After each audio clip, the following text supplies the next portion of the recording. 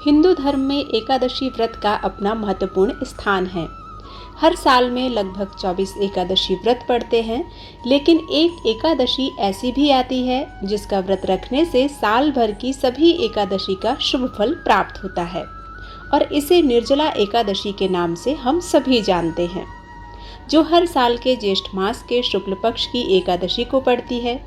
सभी प्रकार की कामनाओं को पूर्ण करने वाले इस व्रत में पानी पीना भी वर्जित माना जाता है, इसलिए इस एकादशी को निर्जला एकादशी के नाम से जाना जाता है। इस बार एकादशी तिथि 17 जून सोमवार सुबह 4:44 से लग रही है और 18 जून मंगलवार को सुबह 6:20 पर समाप्त होगी। जब भी एकादशी की तिथि 2 दिन तक पड़ती है तो ऐसे में बहुत सोच समझकर ही आपको उपवास या व्रत रखना चाहिए और इस बार 18 जून मंगलवार को ही एकादशी का व्रत रखा जाएगा।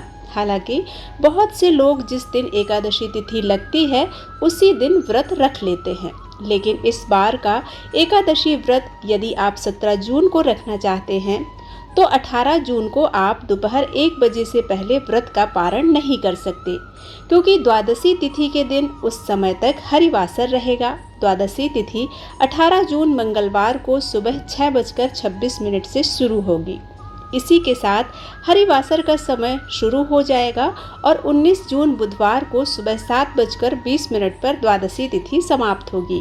हरिवासर द्वादशी तिथि के प्रथम 1/4 पहर को कहते हैं और 18 जून मंगलवार को दोपहर 12 बजे तक हरिवासर समाप्त होगा। जो लोग 18 जून को व्रत पारण करना चाहते हैं उन्हें 1 बजे से 3 बजे के बीच में व्रत पारण करना होगा। इससे पहले आप जल या अन्न ग्रहण नहीं कर सकते, इसलिए आपके लिए बेहतर तो यही होगा कि आप 18 जून को ही व्रत रखें और 19 जून बुधवार को व्रत का पारण करें। व्रत पारणा का सुबह का मुहूर्त होगा सुबह 5:45 से 7:28 के बीच में। जब भी एकादशी 2 दिन होती है तो ऐसे में जिस दिन सूर्योदय से पहले एकादशी और सूर्योदय के बाद द्वादशी भी लग जाए उसे शुद्ध और दूजी एकादशी कहते हैं।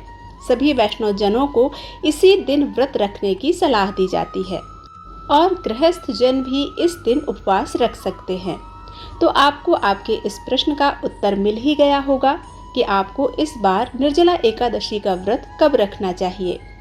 अब सुनिए एकादशी व्रत की कथा।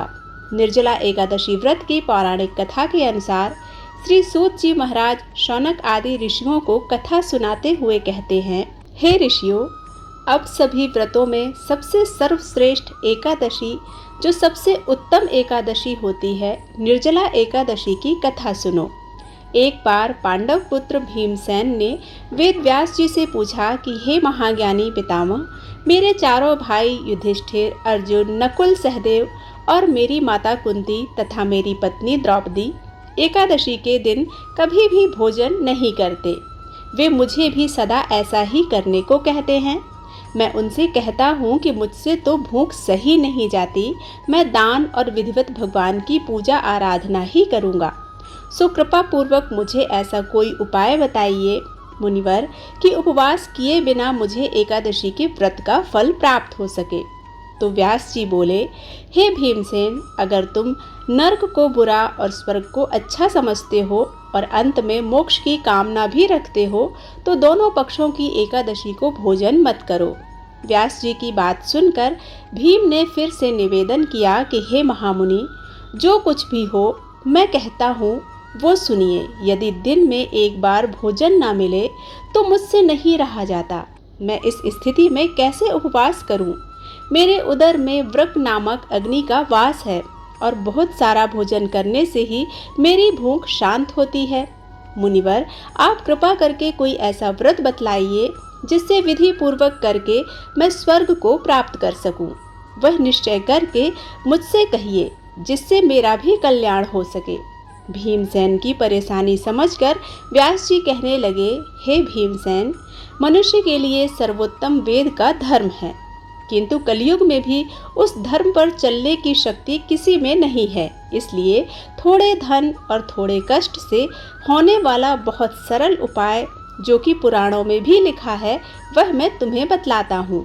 ध्यान से सुनो। दोनों पक्षों की एकादशी में जो मनुष्य भोजन नहीं करते हैं वे कभी नरक को नहीं जाते।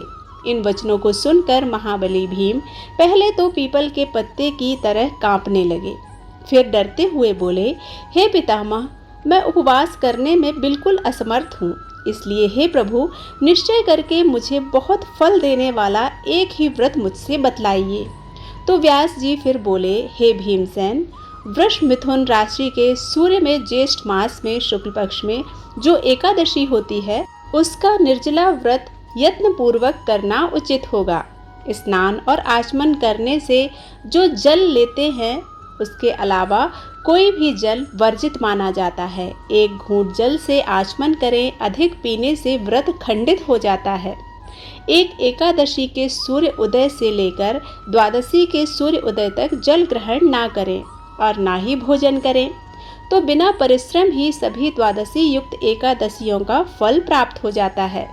द्वादशी को प्रातःकाल स्नान करके स्वर्ण और जल ब्राह्मणों को दान करें और फिर ब्राह्मणों सहित खुद भी भोजन करें। भीमसेन, इस विधि से व्रत करने से जो फल मिलता है वह सुनो। सारे वर्ष में जो एकादशी आती है उन सब का फल निसंदेह केवल इस एक एकादशी के व्रत से प्राप्त हो जाता है। शंख चक्र गदाधारी भगवान विष्णु स्वयं मुझसे यह कहते हैं कि सब कुछ त्याग कर केवल मेरी शरण में आ जाओ। ऋषि बोले, सुनो भीमसेन, एकादशी का व्रत निराहार करने से मनुष्य सभी पापों से मुक्त हो जाता है। सभी प्रकार के तीर्थों और सभी प्रकार के दानों में जो फल प्राप्त होता है वह सब इस एकादशी के व्रत से ही प्राप्त हो जाता है। कलयुग में दान देने से भी ऐसी सद्गति नहीं होती, अधिक क्या कहूँ। ऋषि बोले, हे भीमसेन, ज्येष्ठ शुक्ल पक्ष की एकादशी को जल और भोजन ग्रहण ना करें। व्रकोदर, इस एक व्रत से जो फल मिलता है उसे सुनो। सब एकादशी व्रतों से जो धन धान और आयु आरोग्यता आदि की वृद्धि होती है वे सब फल निसंदेह इस एकादशी के व्रत से प्राप्त हो जाते हैं। भीमसेन, मैं तुमसे सत्य कहता हूँ कि इसके करने से अति भयंकर काले पीले रंग वाले यमदूत, भय देने वाला दंड और फांसी सहित उस मनुष्य के पास कभी नहीं आते, बल्कि भगवान विष्णु के देवदूत उन्हें आकर स्वर्ग लोक को लेकर जाते हैं। तब इस प्रकार वेद व्यास जी के कहने पर भीमसेन ने भी इस एकादशी का व्रत किया था, जिसके कारण इस एकादशी का नाम भीमसेनी एकादशी पड़ गया। निर्जला एकादशी का व्रत रखने वाले भक्तों को एकादशी के दिन प्रातःकाल ब्रह्म मुहूर्त में उठकर स्नान करना चाहिए और इस दिन आप ब्रह्म मुहूर्त से पहले पहले भरपूर मात्रा में जल का सेवन भी कर सकते हैं। उसके बाद ब्रह्म मुहूर्त में आप उठकर स्नान आदि से निवृत्त होने के बाद भगवान की पूजा करें, व्रत का संकल्प लें और द्वादशी तिथि को ही फिर आपको शुभ मुहूर्त में निर्धारित मुहूर्त में व्रत का पारण करना होता है। एकादशी के दिन आप भगवान विष्णु की विधि विधान से पूजा करें, हरे कृष्ण मंत्र का जाप करें, तुलसी माता की पूजा करें। इस दिन लड्डू गोपाल जी को भी अन्न का भोग ना लगाएं, केवल फलों का भोग लगाना चाहिए। मंदिर में एक मिट्टी के कलश में जल भरकर उसके ऊपर पूर्ण पात्र रखकर उसमें शक्कर रखें, कुछ दक्षिणा रखें और इस जल से भरे घड़े का दान करें। आपको किसी योग्य व्यक्ति को ही यह दान देना चाहिए। एकादशी के दिन आप स्वयं निर्जल रहकर जल का दान यदि करते हैं तो आपको समस्त 24 एकादशी व्रत का पुण्य फल प्राप्त होता है। जल के अलावा आप इस दिन फलों का, गर्मी में काम आने वाली वस्तुओं का जैसे पंखा, छतरी, चप्पल आदि का भी दान कर सकते हैं। आप आज के दिन अपने पितरों के नाम से शाम के समय एक दीप जरूर जलाएं। शाम की पूजा भी विधि विधान से करें। ध्यान रखें कि बिना मंत्रों के जाप के या बिना कथा के व्रत अधूरा रहता है। तो सुबह और शाम दोनों ही समय आपको व्रत की कथा पढ़नी या सुननी चाहिए। अगले दिन निर्धारित मुहूर्त में व्रत का पारण करने से पहले आपको ब्रह्म मुहूर्त में उठकर या सूर्योदय से पहले उठकर विष्णु भगवान की एक बार फिर पूजा करनी चाहिए और दान में दी जाने वाली सामग्री जिनमें आप तिलों का और हल्दी का दान इस दिन विशेष रूप से करें। आपको मंदिर में दान दक्षिणा रखने के बाद किसी योग्य व्यक्ति को अपने घर पर आमंत्रित करके या किसी योग्य पुजारी जी को अपने घर पर या वैष्णवजन को अपने घर पर आमंत्रित करके उन्हें भोग प्रसाद देकर दान दक्षिणा देकर संतुष्ट करने के बाद व्रत का पारण शुभ मुहूर्त में करना चाहिए। व्रत का पारण करते समय आपको अपने हाथ में जल और तुलसी पत्र रखकर उसी से व्रत का पारण करना होता है। इसके बाद आप थोड़ी थोड़ी मात्रा में लिक्विड चीज़ों का सेवन कर सकते हैं, जैसे कि आप दूध या जल का सेवन करें। एक साथ बहुत अधिक मात्रा में आप जल या दूध ग्रहण ना करें। कुछ समय के बाद आप हल्का फुल्का भोजन ग्रहण कर सकते हैं। ध्यान रखें, स्वयं भोजन ग्रहण करने से पहले आप भी गौ माता के लिए गौग्रास जरूर निकालें। अपनी छत पर चिड़ियों के लिए दाना और पानी भी निकाल कर रखें।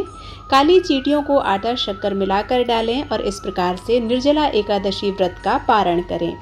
तो यह थी निर्जला एकादशी व्रत की संपूर्ण जानकारी। आज की वीडियो अगर आपको अच्छी लगी हो, यह जानकारी अच्छी लगे तो वीडियो को लाइक करके चैनल को सब्सक्राइब करना बिल्कुल मत भूलिएगा। बेल बटन प्रेस कीजिए ताकि नए वीडियोस के नोटिफिकेशन आप तक रोज पहुंच सकें। मिलती हूं एक नई कथा के साथ, तब तक के लिए राधे राधे।